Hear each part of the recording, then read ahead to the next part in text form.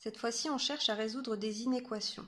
Alors, je ne vous ai fait que la version algébrique. Pour la version graphique, c'est exactement comme on avait fait dans l'activité. Il suffit de regarder, par exemple, sur le graphique qui est dans votre cours. Pour commencer, racine de x inférieure à 3. Quand on met 3 au carré, ça donne 9. Donc du coup, on cherche les x plus petits que 9, c'est-à-dire les x entre 0 et 9. Crochet fermé en 9 parce qu'on a un inférieur ou égal. Crochet fermé en 0 parce qu'on a le droit de prendre la racine de 0. Racine de x plus grand que moins 2.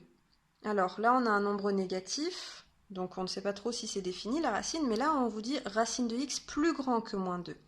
Sauf qu'une racine, c'est toujours positif, donc la racine de n'importe quel nombre, ce sera toujours plus grand que moins 2, parce que moins 2, c'est négatif. Donc ça veut dire que x, ça peut être n'importe quel nombre, alors n'importe quel nombre positif, bien sûr, puisqu'on prend une racine. Donc c'est tous les nombres entre 0 et plus l'infini. 0 crochet fermé, parce qu'on a le droit de prendre la racine de 0, plus l'infini crochet ouvert, parce que par convention, on ne prend pas plus l'infini. Dans la troisième, il fallait d'abord chercher à isoler racine de x. Donc on divise par 2 des deux côtés. On divise par 2, c'est positif, donc ça ne change pas le sens de l'inégalité. Ça donne racine de x plus petit que 4.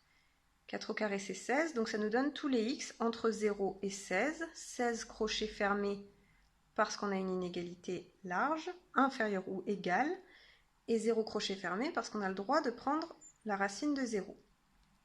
Ensuite, moins 3 racine de x plus grand que 6. Pour se débarrasser du moins 3, on va diviser par moins 3 des deux côtés. On divise par quelque chose de négatif. Donc on change le sens de l'inégalité. À gauche, il nous reste racine de x. Et à droite, 6 divisé par moins 3, ça fait moins 2. On cherche à savoir tous les x tels que racine de x est plus petit que moins 2.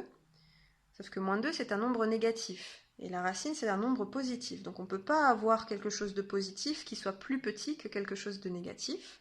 Donc il n'y a pas de solution, c'est-à-dire que les solutions, c'est l'ensemble vide.